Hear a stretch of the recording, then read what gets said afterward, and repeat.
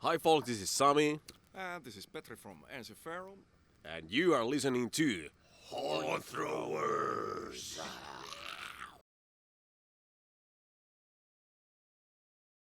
Awesome, thank you. Welcome. You can't really see me, but that's fine. Welcome back to HornThrowers. I'm joined with Sami and Petri from Ensiferum, the Finnish melodic folk metal band. Super happy to interview you. I've been listening to you guys since I was like 14 years old, so this is pretty cool.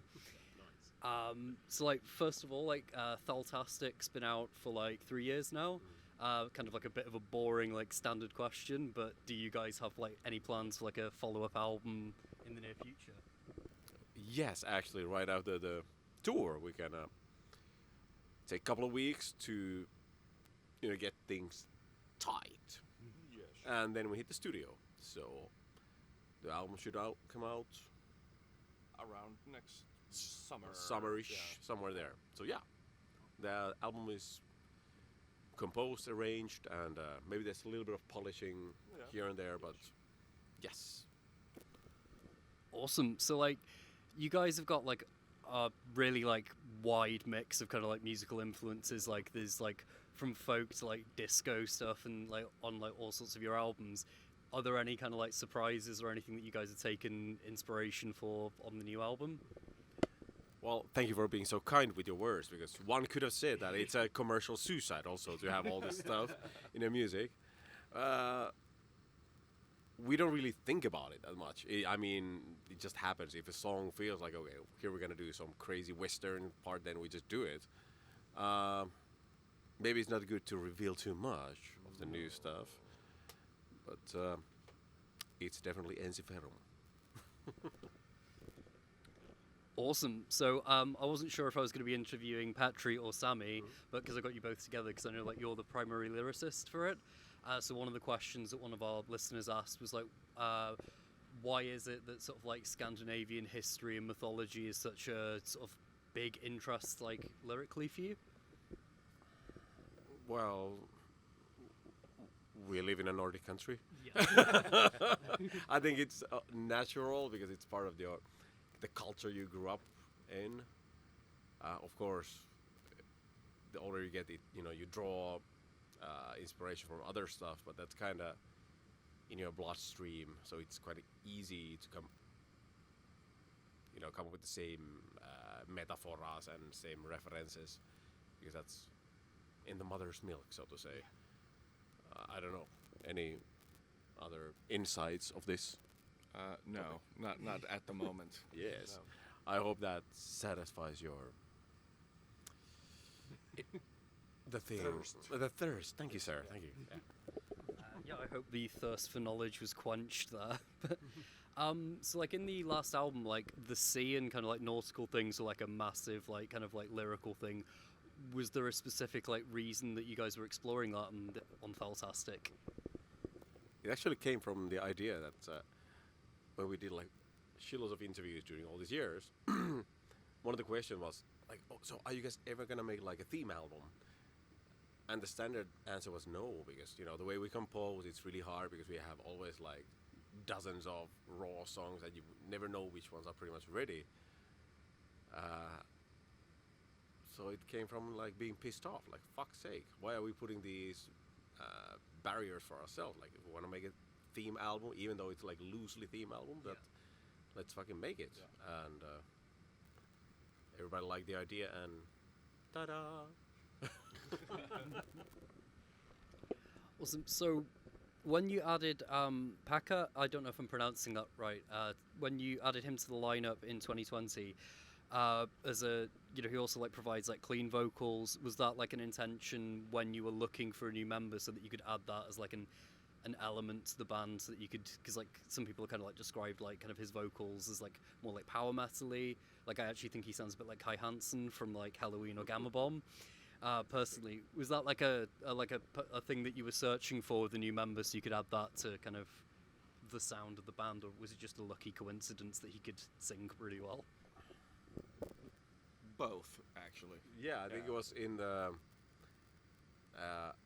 when we announced it, we did like public thing about it. That we're looking for a keyboard player / clean vocal singer.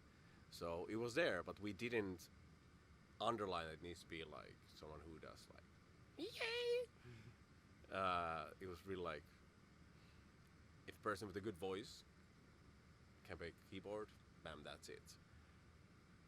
But if you look like the history of Ensiferum, like the first album, Jari did quite power metalish stuff.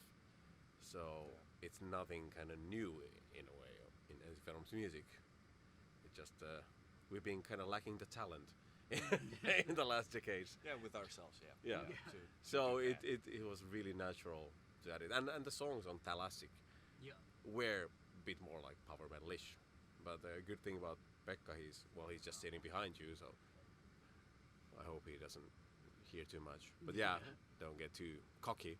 But yeah, he can really sing in really many different kind of styles. Yeah. So of course we're gonna utilize that on the next album, and in the future even more, because for like Markus, the main composer, of course it's easier to compose if you know what everybody in the band is capable. Yeah. Like if Janne couldn't play any blast beat, it would be stupid to compose something with blast beat. But if you know like there are no limits, like in the drum section you can compose as fast or whatever progressive stuff, so you know that's not gonna be any obstacle. And now we have same with clean vocals, so I think we need to even push further in the future. Yes. So you like just mentioned like Jari kind of like in passing there, like, and obviously he's gone on to have like other successes with like Wintersun and things like that. Do you guys have much contact with him now, or is it like are you still friends? Is it like what's your relationship with him now? Yeah, still friends. We don't keep in touch like daily, weekly, or monthly. Well, Markus does, because you know they're like childhood friends. Yeah. But The rest of us, Yeah. no bad blood. No bad Absolutely blood, no. yeah. He does what he does. Yeah, we're happy for him, and hopefully he can fucking release shit at some point, because going to say anything. yeah, but that would be so awesome to hear this stuff. It's about time. It's about time. Sorry, I was had just to say about that. Yeah, but I really would Well, like to, you know. because I haven't heard any of the stuff. I mean, I know some of you went to his place and you heard probably stuff that's not even released yet. I really, Is it stuff off time too? Yeah. Wow. yeah, I really. I don't know what's holding him back, but That's not our position to. Yeah. It's not our concern. Yes. We do our thing. He does his. Yes. We're all good. Yes. Hopefully, like one day before I die, I'll get to hear time 2, but who knows? So, like the last couple of times I've seen you guys, it's always been on like a support slot. Like I saw you guys last time in Manchester with Dark Tranquility, fucking awesome show, and I really like Dark Tranquility. But are we ever going to see like in the near future like an Ensiferum headliner tour, because we want more? Yeah. Yes. Well, the touring situation, it is what it is right now. Like there's a million bands going on tours at Even all at the- times, yeah. so Yeah. it's really difficult to get a good package Well, that come is together and make a tour happen with that one. But definitely after when the next album comes out, there's the festival cycle before that one, and then on the fall, I would say we're gonna go on a headline. Awesome. yeah. Of course, there are some options, but let's Yeah. see. Yeah, But yeah, let's that see. definitely will be back and with a longer set. And for us, it's very tricky nowadays when you have already so many albums out, because we want to play songs from every album. And for example, on this tour, it's not even possible. Yeah. Because it's not possible. Otherwise, it would be like one song from each album, and that would be stupid. Because of course, you need to think set as a whole entity. Like it needs to have a good flow. Yeah. But yeah, when you do a long headline set, you have maybe some. Well, we don't have that kind of mandatory hits, so that's the beauty of Ensiferum. We don't have Paranoid. We don't have that. Yeah. So we can even skip all the so-called hit songs, and we can still make a good set. Yeah. It wouldn't be like weird set. No. So that's a good thing. Yeah. Anyway, we want to include probably some of the crowd pleasers, if you may. But Like One More Magic Potion. And, yeah, there are From Afar and quite many of these songs that have been in the set so many times, and people like them. But it's also nice, especially when you have a headline set, then you have the possibility to have some rare songs there, because we have hardcore fans. You know, we're old band. Yeah. We have fans who've seen us dozens of times, so it's we never want to become a band that when you go see them, you know, okay, yeah, it's gonna be these 15 songs and then they play 2 new songs and that's it. We never want to go there.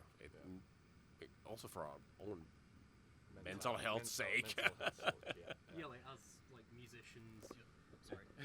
As musicians, yourselves, I'm gathering that you would be bored playing the same songs over and over again, and maybe want to challenge yourselves by revisiting stuff and keeping everything fresh and stuff. Like, for sure.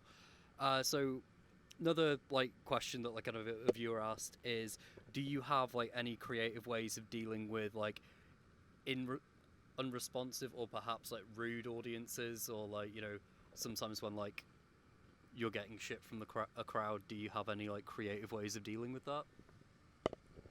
So far, I can't remember ever like getting total shit from a crowd. You know, we're so fun and entertaining people on stage that I think if they're grumpy, they will be smiling after the set. Yeah. So you know, we lift up the mood. Yeah. And if you don't like it, you know, you don't have to be there. Just go to fucking bar, have a drink, and. Usually, a few beers solves everything. Anyway. Exactly, and when you have a few least beers and that's suddenly, you know, our music starts to sound like, yeah, it's actually quite catchy, and then you go there, fairly yeah. decent. and suddenly you're in a mosh pit. But no, there haven't been any, and you know, it's music. Everybody's entitled to their opinions, and If you don't like it, you don't actually have to shout it to the band. yeah, I mean, what's the point? I mean, you can, but You can go you to just the make an internet idiot and out of complain. yourself. Yeah. Like, what do you expect to happen? Like, they're gonna okay, sorry, we're shit. Okay, we're gonna quit. Sorry, we're gonna finish the What show. would you like to hear? Yeah, Some we're just gonna play Polish- covers for you. Like, what's the point? Yeah. It's just don't listen to it. Yeah. Period. Yeah, it's a free world. Like, like, absolutely. Sorry, seeing if I can read my own writing now. Being there. Yeah. Yeah, so obviously, like, new album in the works and things like that. I was curious, like, to ask you, Petri, like, because you've been in, like, quite a few bands and are still in quite a few bands. Is there any interest in, like, revisiting older stuff, like maybe, like, the Norther stuff and stuff like that? Like, Well, now with the Warman stuff coming up, I've been getting that question quite a lot. Yeah, since there's seems to be a lot of fans from that time, even though the band quit over 10 years ago already and whatnot. And at the moment, the answer is no. But I don't know. Let's see what the fuck's gonna happen. Yeah, we've been joking about this. You know, there are some musicians who like hire a band from every country where they go. Yeah. And Blaze Bailey do that one a lot. yeah, and I get it. I mean, it's so much cheaper than if And you also just travel. Diano. Yeah. Yeah. So yeah, he should do like a South America tour, just him and Local guys. Yeah. the local. Yeah, that would be fucking fantastic. Yeah, like Pete's Norther. Yeah. I mean, I'd pay to see it. Not gonna lie. Me too. Yeah. I'm not so sure. Yeah, because like I was in like a band like years ago, and it was like a black metal band, but like our guitarist was like a huge fan of like all of like the kind of like folk metal stuff, and yeah, he was the one that kind of like turned us on to Norther and was like, I think like he really wanted to see that, but was too young to maybe get the chance to kind of experience that, but that would be cool.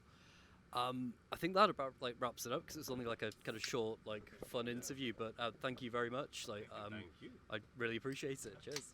Cheers. Thank you.